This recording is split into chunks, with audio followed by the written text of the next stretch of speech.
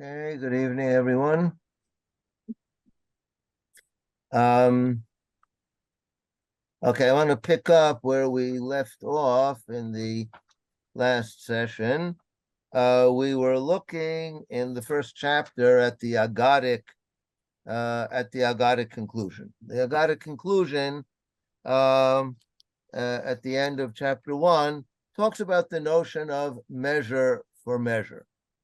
Okay, theological notion, and one that Chazal work hard at finding within the Sotah procedure. Okay, if you look in the Tosefta, a collection of Tannaitic materials not included in the Mishnah, but arranged more or less in the order of the Mishnah, you look in the parallel Tosefta, then you'll see that they have several elements of this comparison between what this Sotah is strongly suspected of having done, and what occurs to her, whether in the proceedings or as a result of of the miraculous punishment from heaven.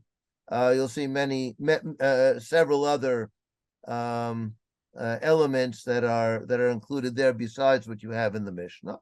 And then, and this is the more surprising part, then the Mishnah diverges, give you several illustrations in the Tanakh of this idea of midah keneged midah.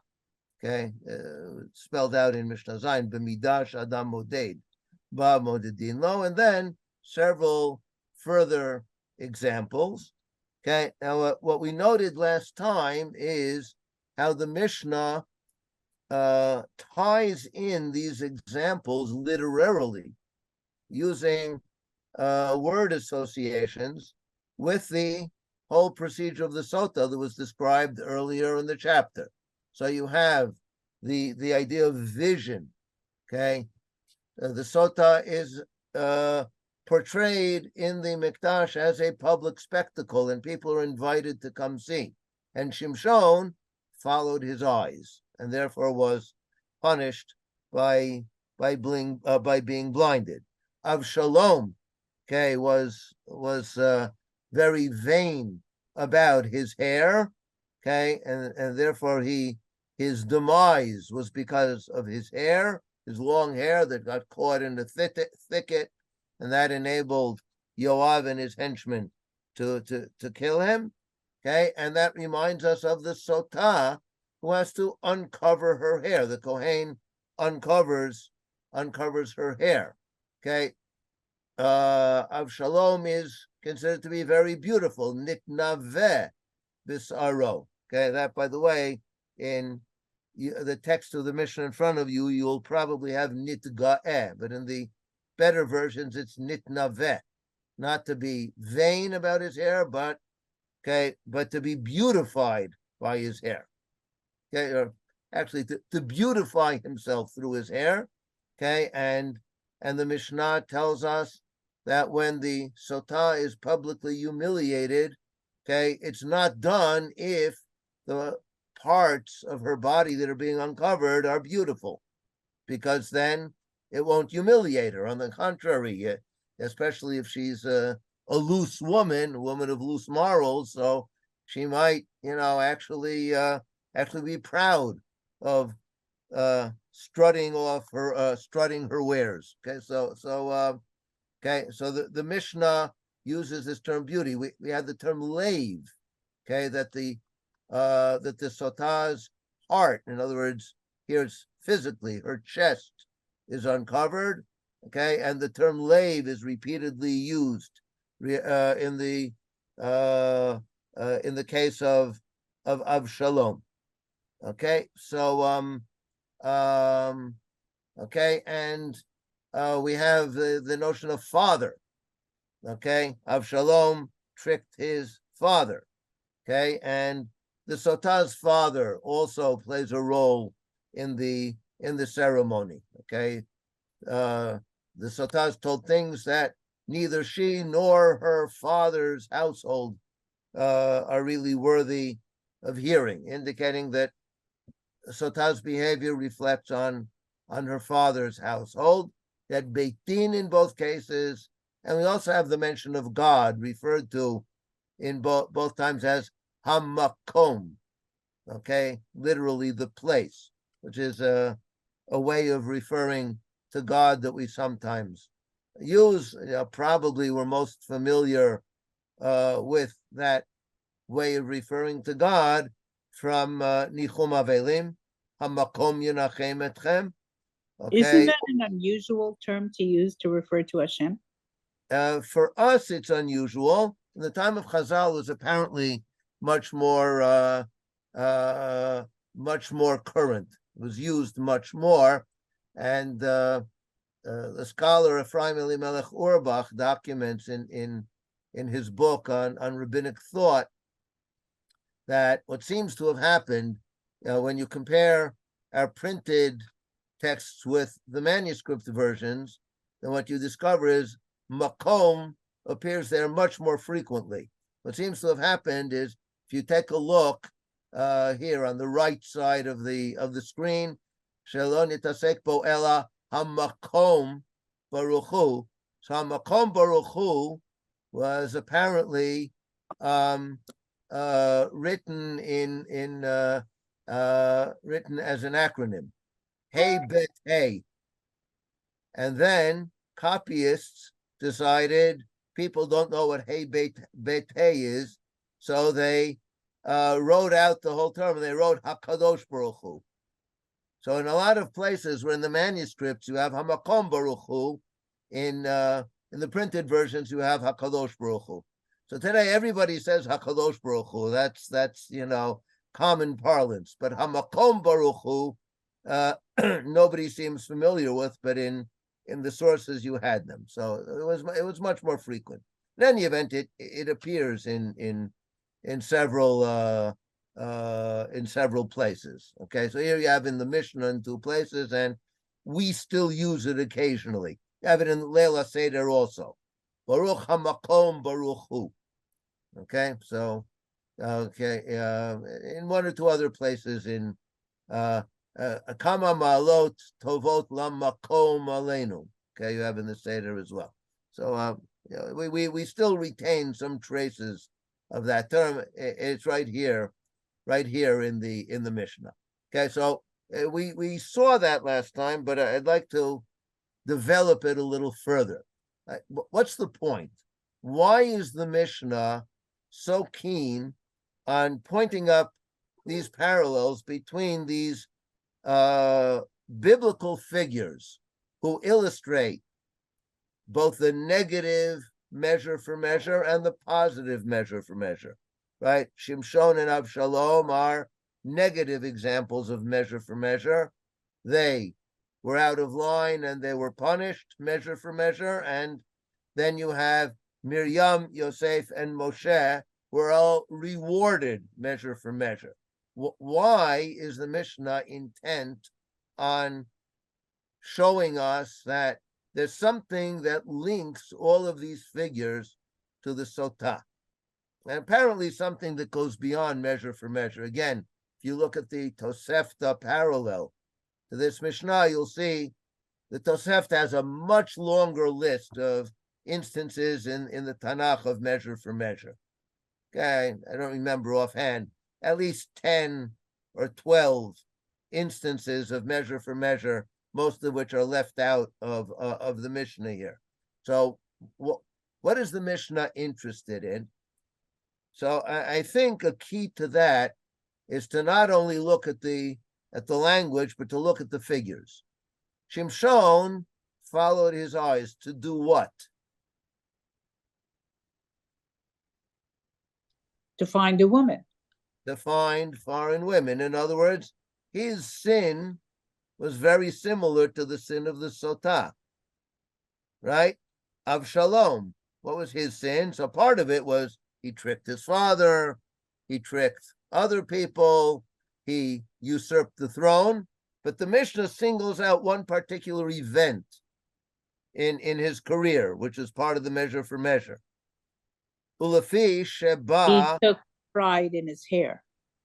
Okay, so he took pride in his hair, which certainly sounds a lot like the Sotah dandying herself up for her forbidden trysts with her lover, right? But the Mishnah singles out something else about Avshalom, that he made a public spectacle of having relations with the 10 concubines of his father.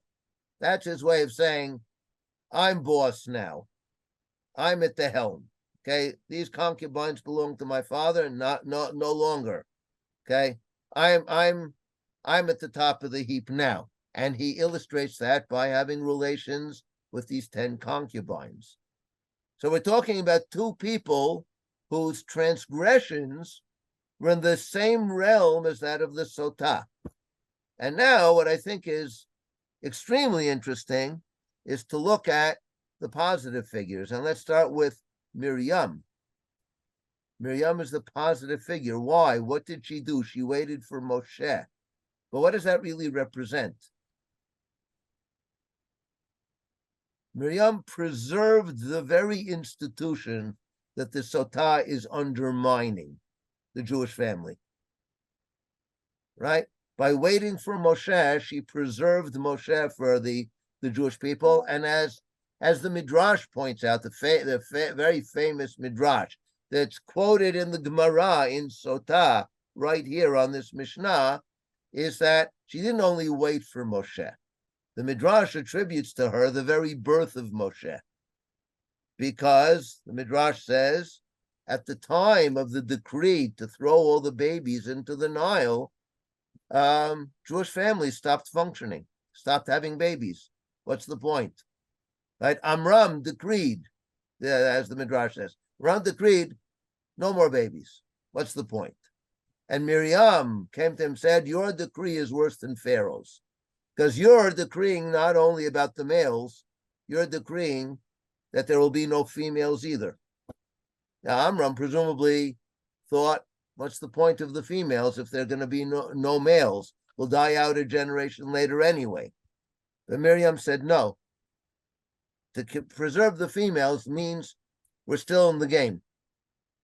You can't decree against the females. What's more, she also said, according to the Midrash, the way you decree, according to your decree, there won't even be a world to come. An unborn baby has no world to come. A baby murdered in his infancy has the world to come. And she further argued, your decree will happen because you're a tzaddik, and Pharaoh's decree will ultimately be thwarted because he's a rasha, he's a wicked person. Right? So these were her arguments to preserve the Jewish family. But even if you just stick to the Mishnah, okay, the point of Miriam is fighting to preserve the Jewish family. There is an Israelite baby, okay, who's about to be lost to the Israelite people because he will be put in the Nile, and most probably an Egyptian will find him. Of course, the one who found him was an Egyptian princess. And Miriam says, I'll stand there to make sure that we keep him in the fold. We keep him within the family. Yosef also. Yosef's battle is to preserve the unity of Jewish peoplehood. Right? And Moshe, of course, okay, is the symbol of Jewish peoplehood. So what I think what we're seeing here is the Mishnah is indicating to us through all of these instances of measure for measure, what the Sotah does becomes a public spectacle, is brought into the temple. God allows his name to be erased. All of these because we're talking about behavior that goes beyond the individual. Talking about behavior that will erode the fabric of the Jewish family and thereby erode the fabric of Jewish nationhood and the relation between the Jewish nation and God. So all of these measure for measure figures represent exactly that idea. Two, who like the Sotah, are working to undermine the integrity of the Jewish family. And three, who are working to preserve the Jewish family, and through the Jewish family to also preserve the Jewish nation. Okay? And God plays a major role. Midah keneged midah means when this is the issue on the table, we can expect divine intervention. That's why in all these instances we have measure for measure. I believe that's the idea that the Mishnah is trying to convey. And this is an idea that we will be encountering again as we go along. Okay. Okay. Let's. We pretty much covered the first 4 chapters last time. We didn't have much. Can I ask you one general question? Just out of total ignorance. The Tosefta was written at the same time as the Mishnah, parallel to it, later. Okay, after? good that you asked the question. I am sure many will appreciate the clarification. The materials that are incorporated into the Tosefta are materials that are contemporaneous with the Mishnah. Okay, because what is the Mishnah? The Mishnah is a compilation from a much, much larger body of material. It was compiled over several generations, probably going back to late Second Temple times, when already we have evidence that already then rabbis were starting to formulate and compile the oral materials, okay, that ultimately entered into the Mishnah. It starts to move into high gear after the destruction of the Second Temple in what's called the Yavne generation. The high court is in Yavne, and you have sages such as Rabbi Akiva and Rabban Gamliel, okay, and others who are playing a major role, probably led by Rabbi Akiva, in formulating and compiling these materials.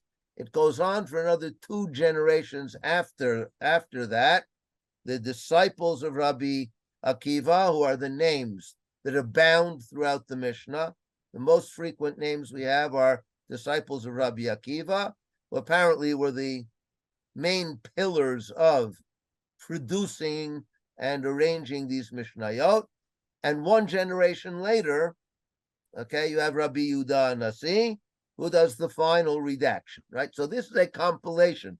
It's culled from this vast body of material, which means a lot of the material was left outside. And in the generations after the Mishnah, we're probably talking about 1 to 2 generations after the compilation of the Mishnah.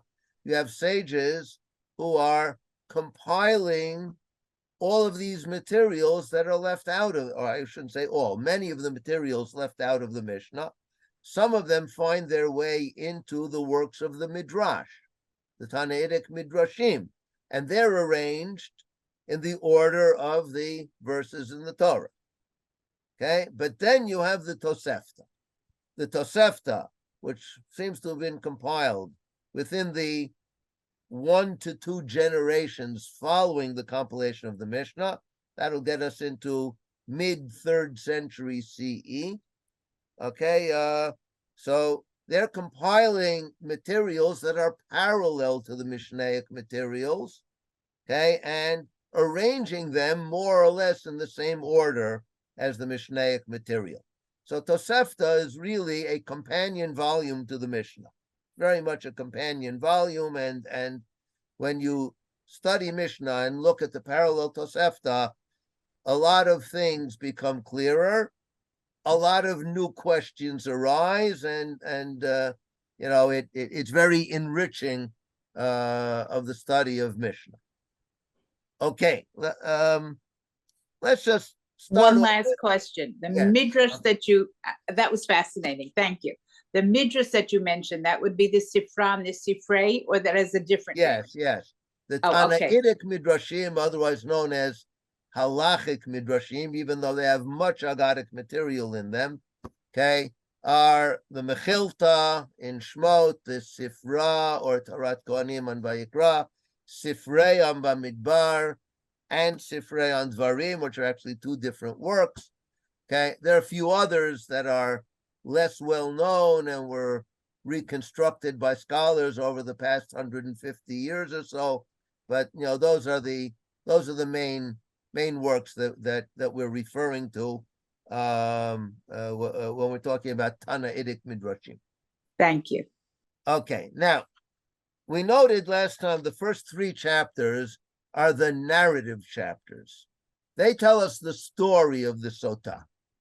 Okay, here and there are digressions to develop a point or add a perspective. Okay, but the basic skeletal structure of the first three chapters is the narrative. And now, let's just get an overview of chapters 4 through 6. Okay, so let's we'll take a look at the text here in Svaria. Here, share screen. There's Svaria.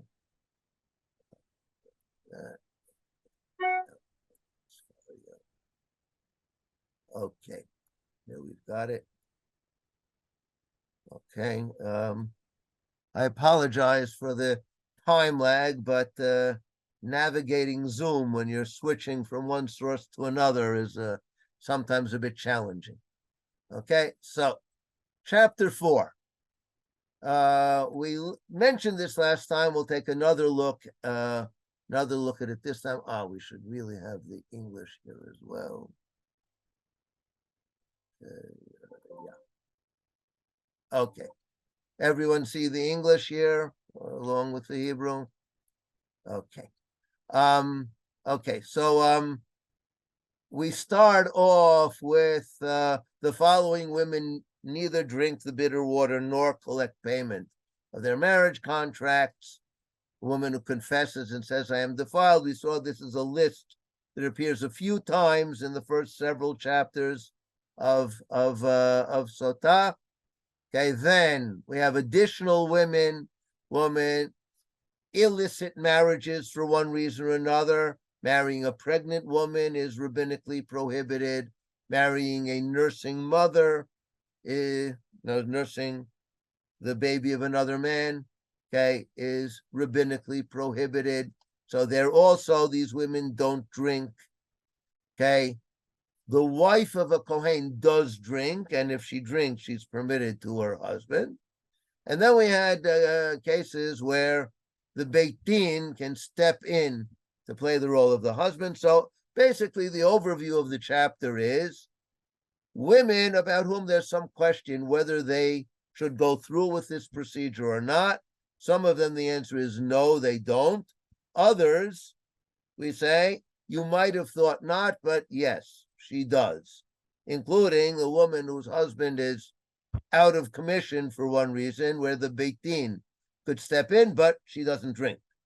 So the Beit Din steps in to try to get the wayward wife back in line.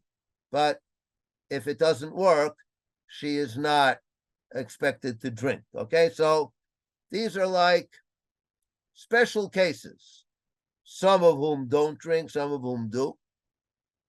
Beginning of chapter 5. Let's just take a look at the beginning of chapter 5 right now.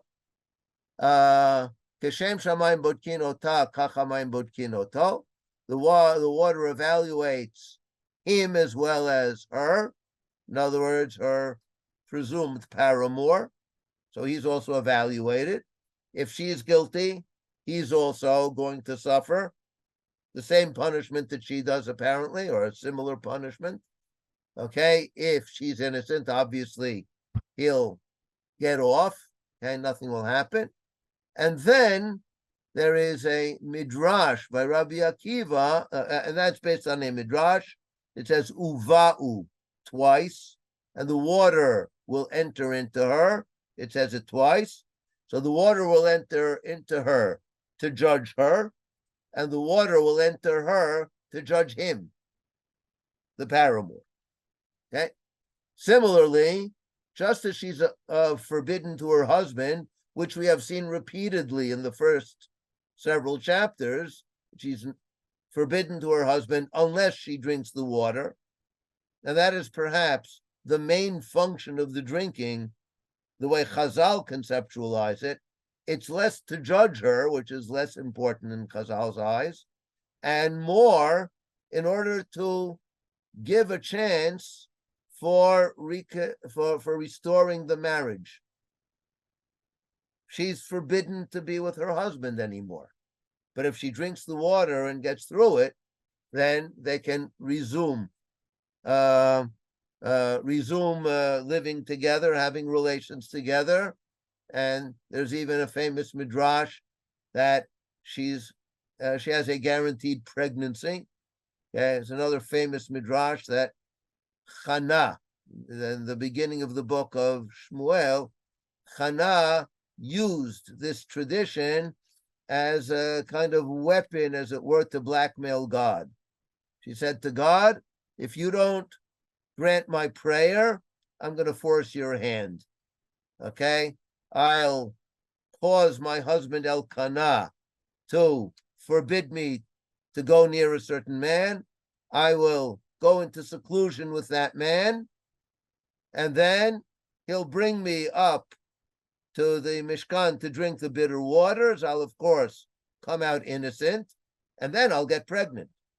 You, God, you promised that woman who comes through this ordeal will get pregnant. So either you'll do it my way, I'm praying to you, so please do it that way. If not, so if I couldn't get it by hook, I'll get it by crook.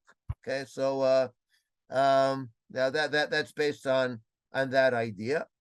Okay, so she's forbidden to her husband, but she's also forbidden to the paramour, or alleged paramour. As it says, nitma'a v'nitma'a. Okay, or in more accurate text, nitma'a nitma'a. Question is whether Rabbi Akiva is basing himself on the letter Vav, which we see he sometimes interprets homiletically, or whether it's based on the repetition of the word, nitma'a, nitma'a. Okay? Then there's a reaction to Rabbi Akiva, which we'll look at a bit further on, but well, it might be parallel to uva'u and uva'u. Right. Uva'u is certainly the repetition, and nitma'a might be that, okay, or it might be the extra vav. There's some discussion of that both among the classical commentators and among contemporary academic scholars. How to understand Rabbi Akiva's homily here. Okay. In any event, those are the two laws at the beginning of the chapter. That's it for Sotah. Then we have a long digression for the rest of the chapter, which we will skip over for the time being. So there's also like a kind of appendix to the laws of Sotah. The main laws of Sotah are the first three chapters. They tell us the story. They tell us the narrative. Okay, the husband does this, the wife does that, then the husband does this, then they come to the court in the town, then they come up to the high court, then she's handed over to the priest, and they have the whole procedure, okay, as described in the first three chapters. Chapter 4 was, well, there's some women who do and some women who don't. Okay, so that's a kind of appendix to the first three chapters. Here's another appendix to the first three chapters. As we described the narrative, we knew that the waters tested her. Now we discover in this appendix, the waters also test him. We knew that she was forbidden to the husband. Now we discover she's also forbidden to him, the paramour. Okay, jump down to Chapter 6. Chapter 6 is a very brief chapter, only 2 Mishnayot. Okay, And it starts off with a person, Kine, warned his wife, Vinistera, and she secluded herself anyway. Then Afilu Shama Me'of HaPoreach, interesting that the Mishnah uses an image. Okay, it doesn't say exactly how he heard. Okay, a little birdie told him, right? An Of HaPoreach. Okay, we have a similar phrase in contemporary English. Then Yotziv Yoten Ktuba, very interesting kind of compromise. On the one hand, he has to divorce her. Which is another way of saying she can't drink. Okay, but on the other hand, he's not entitled to deprive her of her ketubah because he doesn't have clear and definite information. So I have this interesting kind of halfway house. By the way I'm reading this is one possible way of reading the Mishnah. There are commentators who read the Mishnah differently. I think this is the simpler reading, so for our purposes, we'll stick with that. Okay, that once she becomes suspected because of the warning and the seclusion, and we have witnesses to attest to both of them, once that happens, she's forbidden to her husband until and unless she drinks the water. Okay, so then if she or the husband opts out, or some other thing happens to preclude her drinking the waters, so then we say, okay, so she's still left without a ketubah. She has forfeited her ketubah. She has to be divorced, and she will not receive a ketubah. This is an exception to the rule, because here, it's not like some kind of outside event precluded her drinking. The husband got information, but it's rumor. It's information on the level of rumors. Okay? So because of the rumor, he can't, the rumor is she's guilty. The fact that she secluded herself, we know, we have witnesses to that effect. But now we have rumors that someone actually saw them in flagrante delicto. Okay? Actually caught them in the act. But that's only a rumor. We don't have that person in front of us telling us that that actually happened. Okay? So if it's just a rumor, so on the one hand, she can't drink because there's no point. The evidence now is so preponderantly on the side of her being guilty that she can't drink. On the other hand, it's not definite enough evidence to deprive her of her ketubah. So you have this kind of interesting halfway house. Okay? It's because that halfway house is so unusual that some commentators read it differently, but we'll stick with that. And Rabbi Yoshua said, no, you need a more substantiated rumor. It's still a rumor, but it's got to be more substantiated. How is it more substantiated? Because the women who are sitting around and spinning thread by the light of the moon are all talking about her. They're not just a little birdie whispered in the husband's ear. That's not strong enough to preclude her from drinking. To preclude her from drinking, you need a rumor that's circulating around town. It's like common knowledge. All the gossipers in town are talking about that. That's already a rumor you can't ignore. And therefore, she can't drink, but she's entitled to her ketubah. And then the Mishnah continues with, if even one witness alone says, I saw her, in other words, again, not I saw the warning or I saw the seclusion. I saw the actual act. We know about the warning. We know about the seclusion. We have witnesses for both of them. And then one person says, I caught them in the act. I saw it. Then, lo hayta sotah. And here she would forfeit her ketubah. Because here we have clearer information, even though normally one witness is not reliable.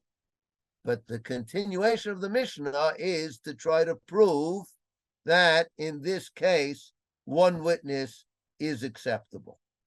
Okay? So you have a whole back and forth discussion. If we have time, we'll come back and look a little more closely at this discussion.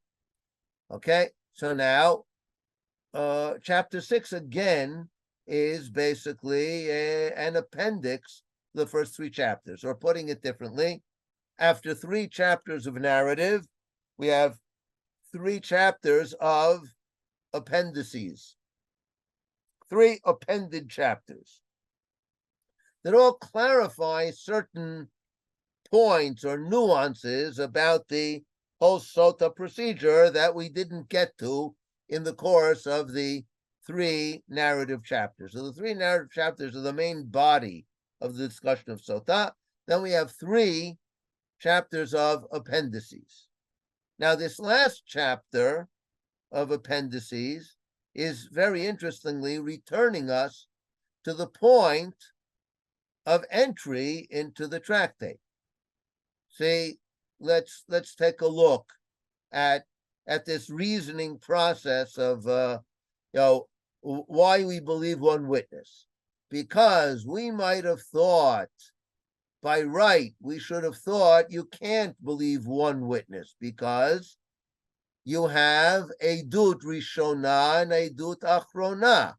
You have the first testimony concerning seclusion, which is not irrevocable, and there you need 2 witnesses. So here, a witness that she was actually defiled, she actually committed the deed, and that's permanent, so that should certainly be 2 witnesses. And it doesn't matter now for our purposes why that's rejected and why in the end we do say that the 1 witness is accepted. There's a whole back and forth.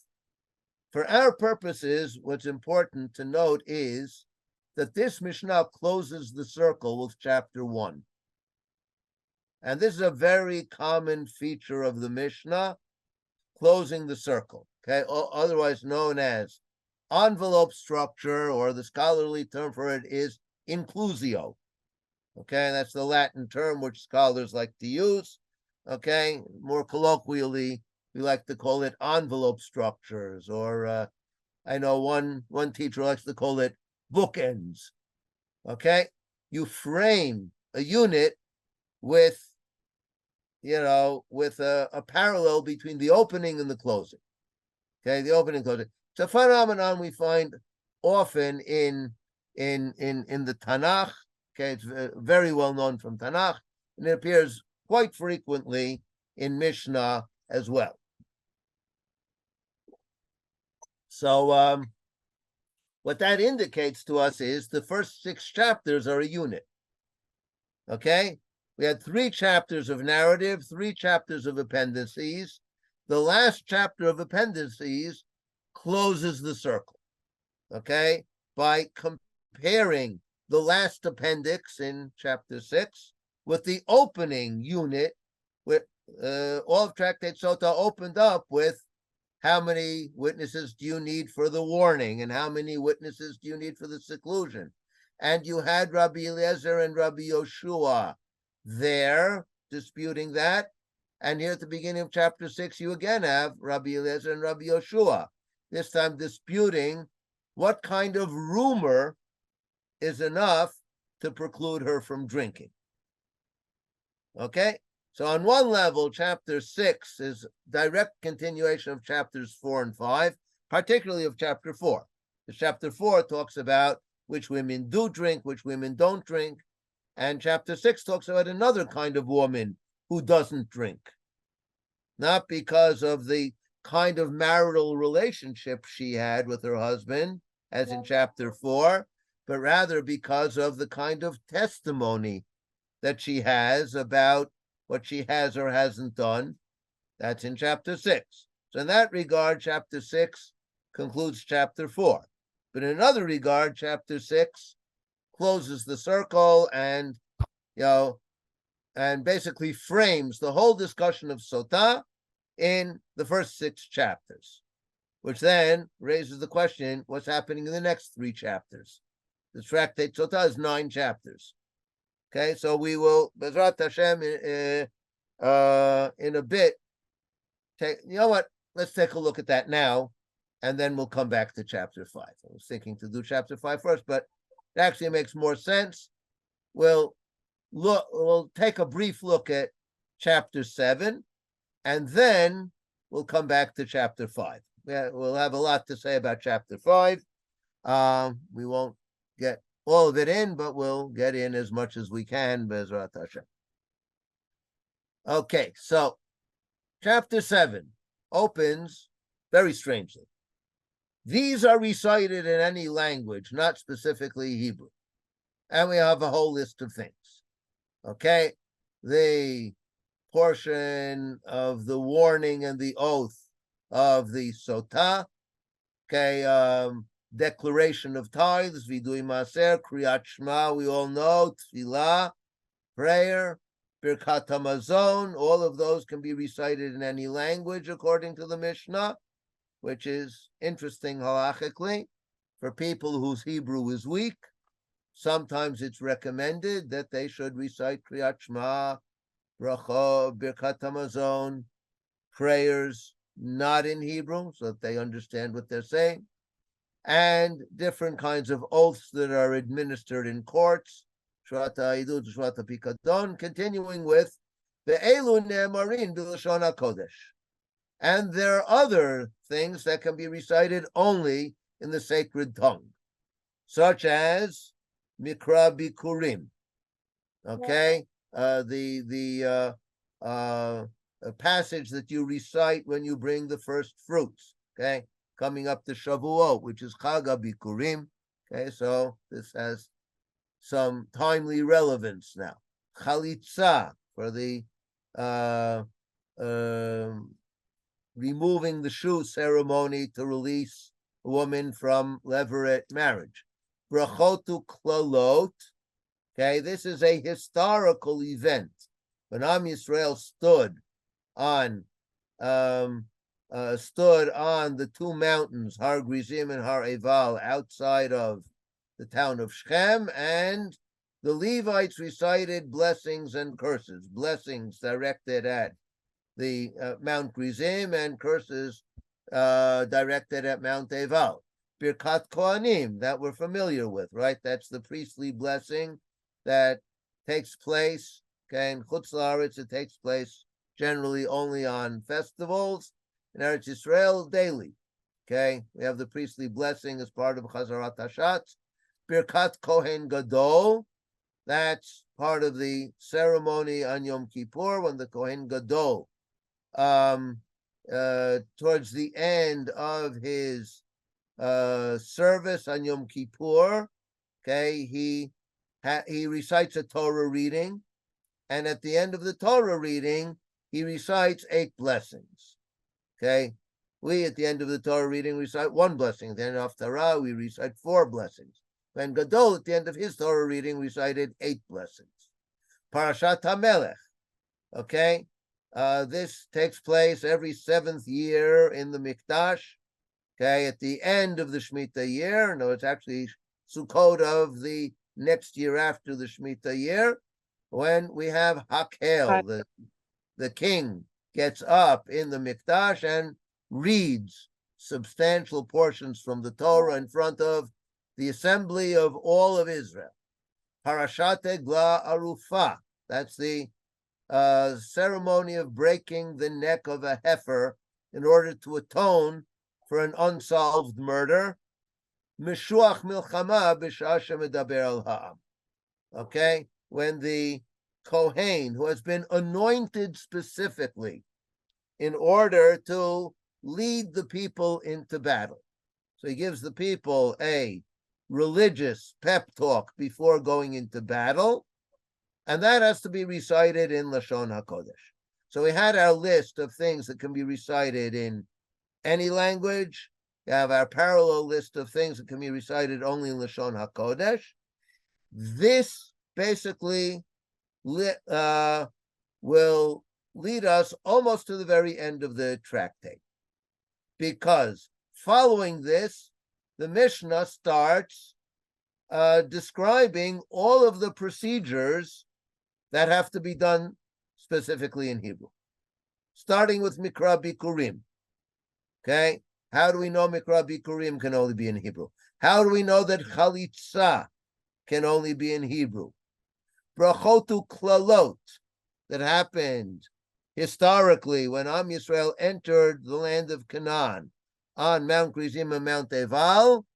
So how do we know that that had to be done in Hebrew? And here we have a lengthy description of the entire ceremony that took place then. Then we move to Birkat Kohanim that has to be in Hebrew. How does that work? Okay, how does Birkat Kohanim? Birkat Kohen Gadol. Okay, Parashat HaMelech. Okay, all of these are described at some length, and the next chapter is about the last one on the list, Mashuach Milchama, taking you to the very end of the chapter. And actually, the Mishnah skipped over one. We'll have to talk about that next time, not this time. Okay, and the last chapter goes back to the last thing on the list, the Egla Arufa, the breaking of the neck of the heifer. So basically, the opening of chapter 7 is the heading for the next 3 chapters. The rest of chapter 7, all of chapter 8, a good chunk of chapter 9 is all elaborating on that Mishnah at the beginning of chapter 7. And the question is, what is that Mishnah doing here? Why? Why is that Mishnah here to begin with? Why do we have a whole list of things that can be done in any language as opposed to things that can be done only in Hebrew is, the way we would term it, it's actually the sacred tongue. The tongue of the sacred is a better translation. Why? Why is that here? What's the obvious answer?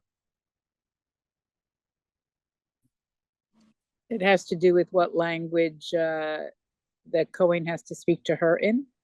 Correct. The first thing on the list is Parashat Sotah.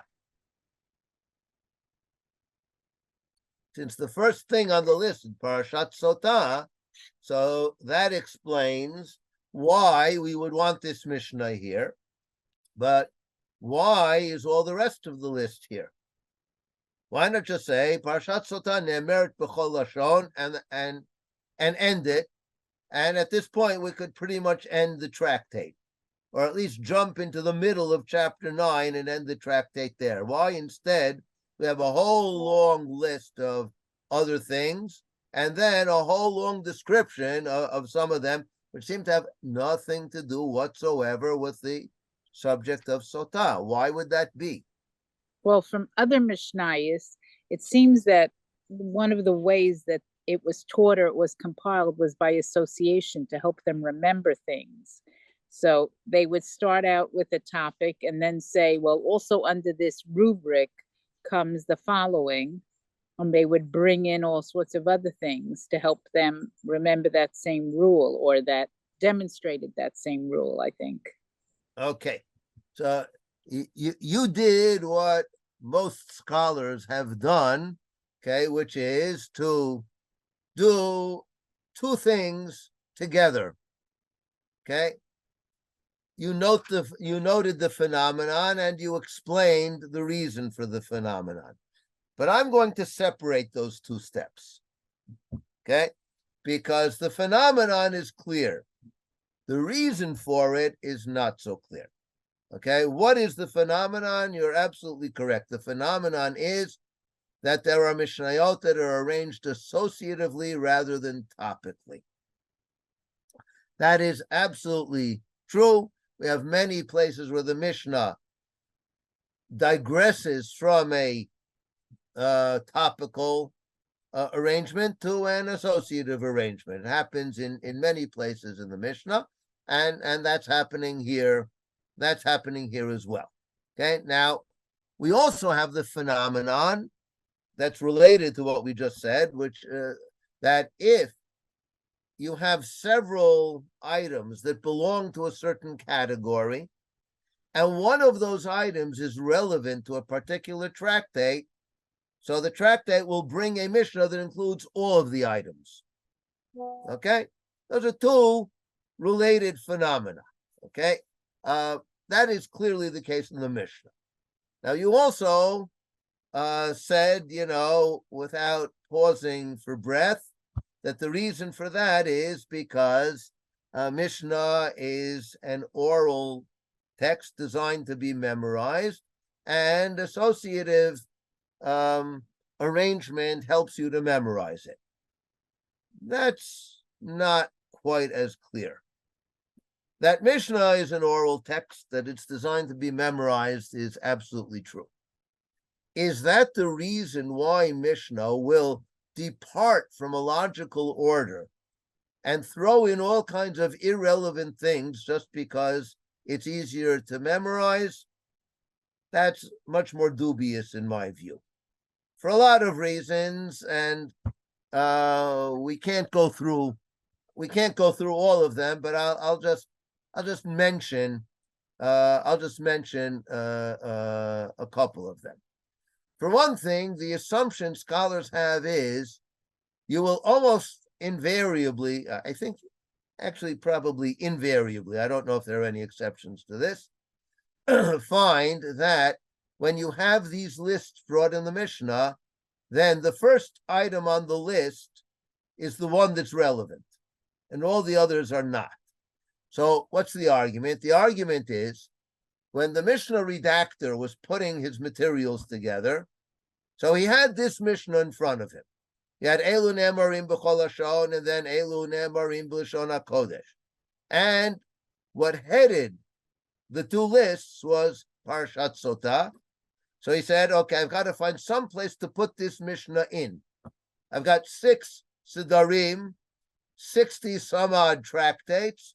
In one or another of them, I've got to put in this Mishnah. Which one do I put it into? Oh, Sotah's at the head of the list, so let's put it there.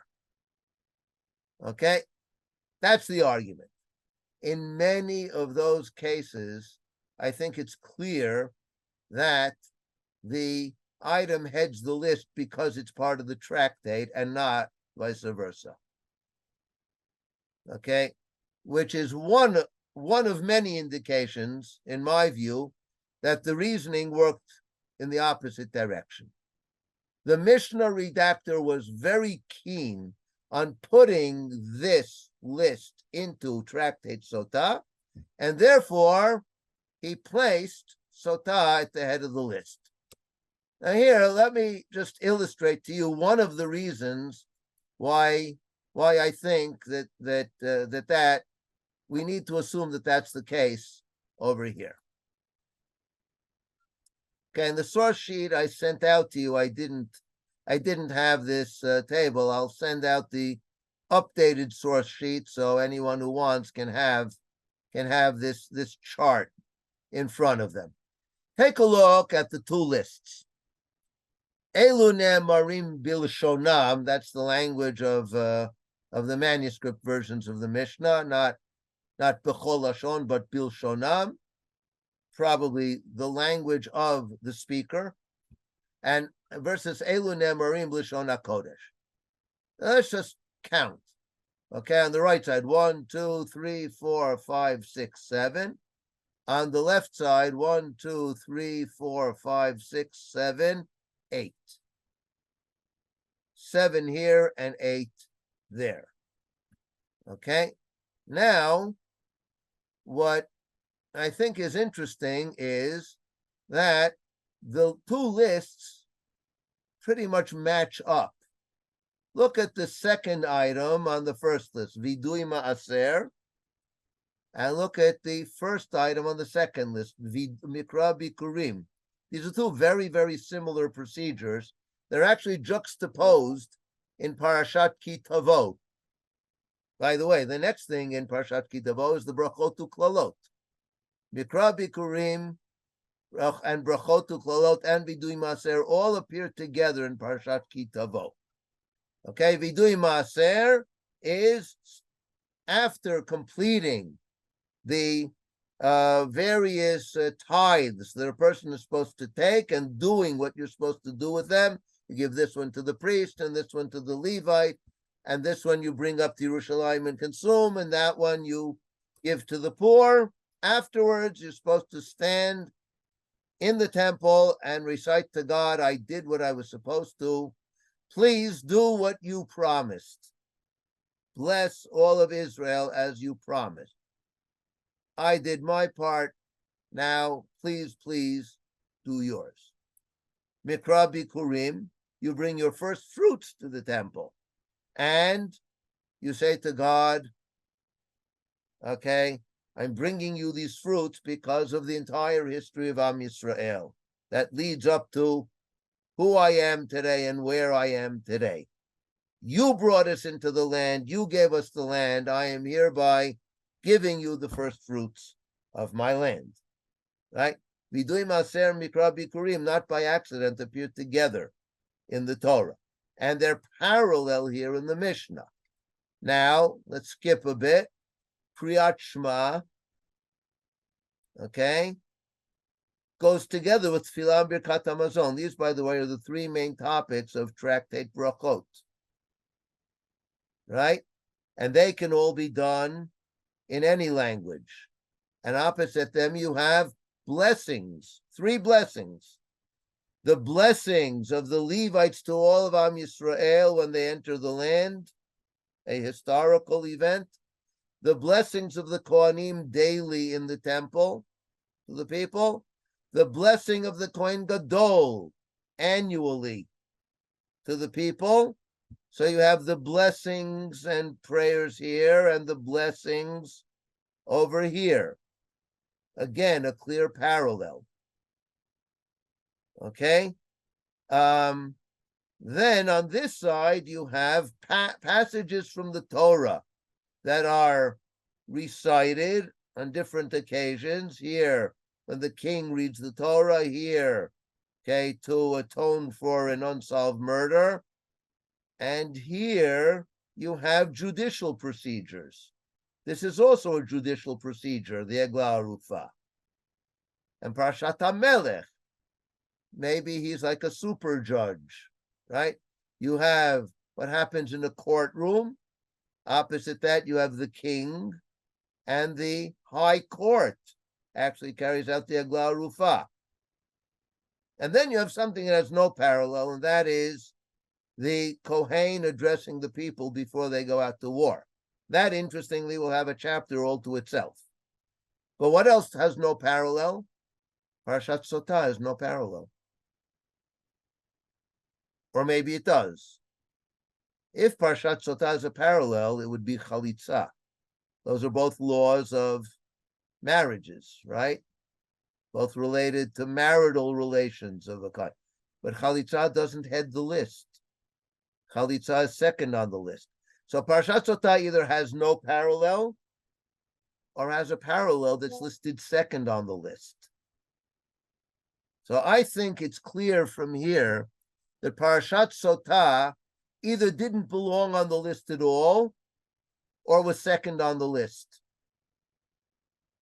How did it get to be first on the list?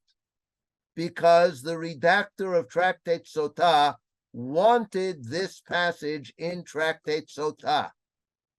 He purposely put it into Tractate Sotah. He wanted this whole passage. Why did he want it all in Tractate Sotah? So that's what we will be looking at. We'll just take a brief look at part of the answer now. I'll take a few minutes now, a few concluding minutes now, to give one perspective on why it was important for him to have this in Tractate Sotah. We'll look at another reason next week, and that is Parshat Eglah Arufa, which interestingly is also moved from the next to last position. When the Mishnah elaborates on it, it moves to the last position. And as we will see, Bezrat Hashem, next week, Eglah Arufa, actually maybe in 2 weeks, I'm not sure, I'll have to look at the schedule. that I think we might not get to. No, I think, yes. I think the Eglah Rufa part of chapter 9 we will get to next week. Eglah Rufa, in many respects, is very similar to the Sotah procedure, and that's why it's left to the end. That's part of the answer, which we will look at Bezrat Hashem next time.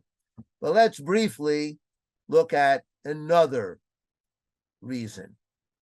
Okay, if we look, at if we go back and look at the Mishnayot in chapter 7, as I mentioned to you, chapter 7 doesn't elaborate at all about the things that are recited in any language.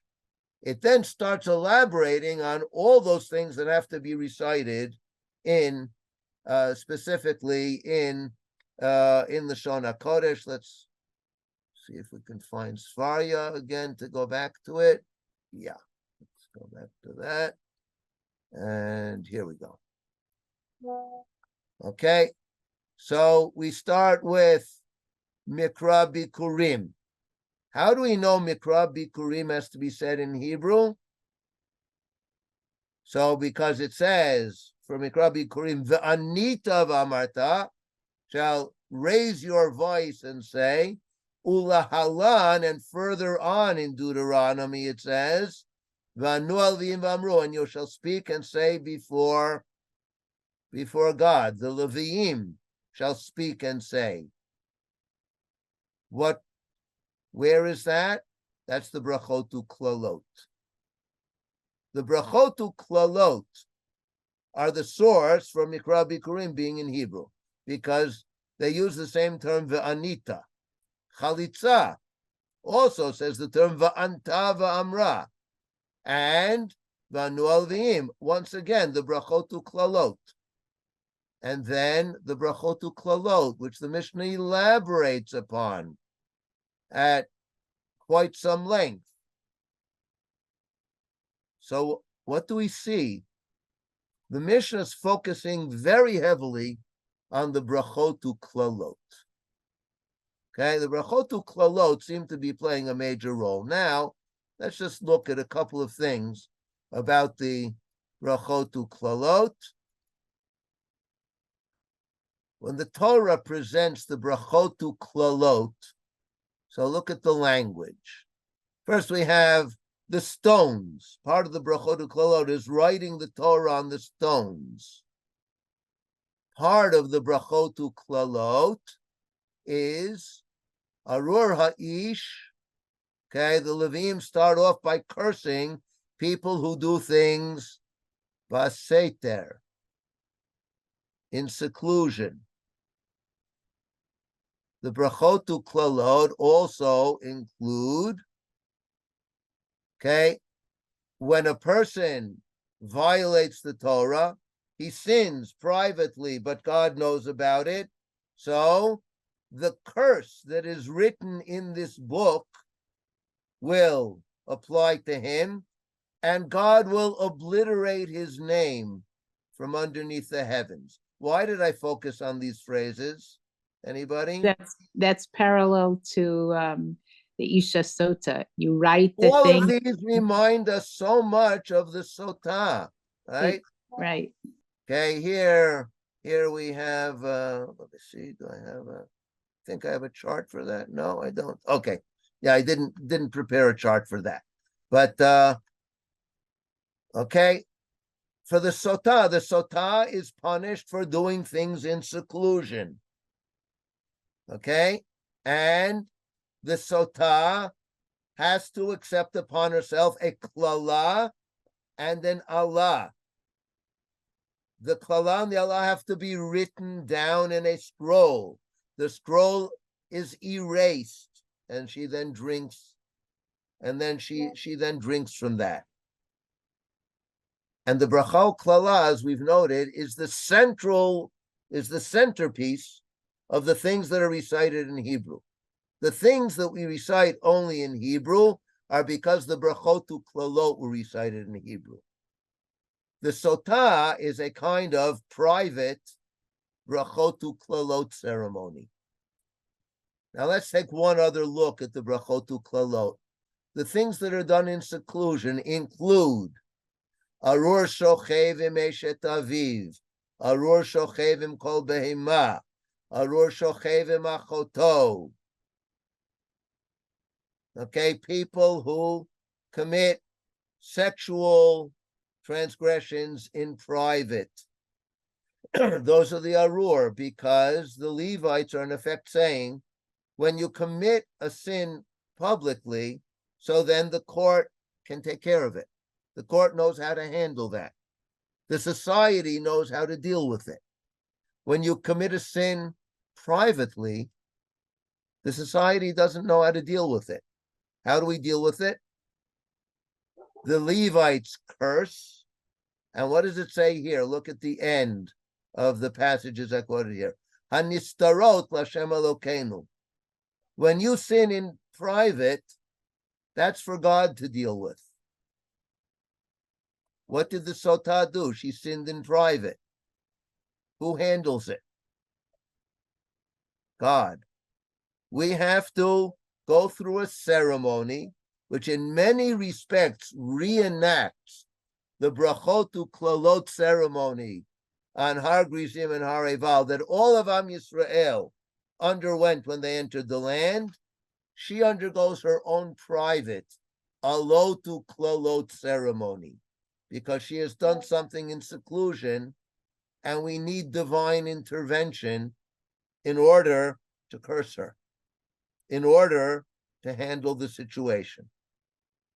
So I think that chapter 7 is not there because Parshat Sotah happens to head the list. I think on the contrary, the author of Tractate Sotah was very keen on making sure that the Brachotu Klalot, next week we'll see also the Eglah Arufa, found their way into our tractate, because the Brachotu Klalot are a model for the Sotah ceremony. So they had to be in the tractate. And his way of working them into the tractate was to say there are things that can be done in any language, such as the Sotah passage. There are things that have to be done dafka in Lashon HaKodesh, most prominently the Brachotu Klalot of the community when they entered the land. And that's how he was able to work the Brachotu Klalot ceremony into a very central spot in the tractate in order to serve as a kind of parallel and model for the Sotah ceremony. Okay, so we will conclude with that thought for this evening.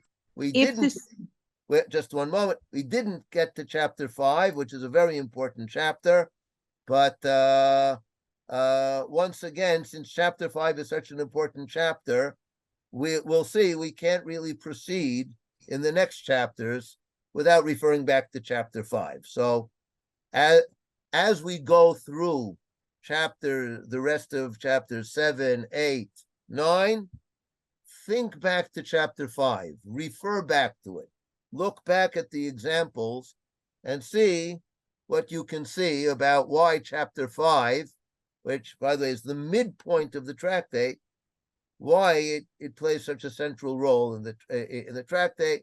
That's one of the points we will be addressing, Bezrat Hashem, next time. Yes, Debbie? If Sotah is so parallel to the Brachotu Klalot, why wouldn't it need to be also in Hebrew?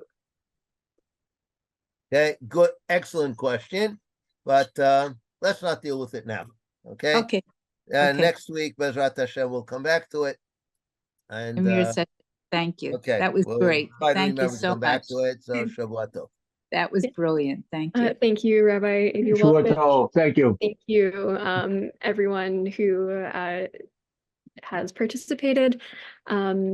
And it's wonderful to have you as part of the Drisha learning community, and especially for taking part in this project of Drisha's Rifka Rosenwein, Zichrona Livracha, Mishnah division. Looking forward to seeing you next week. Thank you. Take care. Bye-bye. Bye-bye.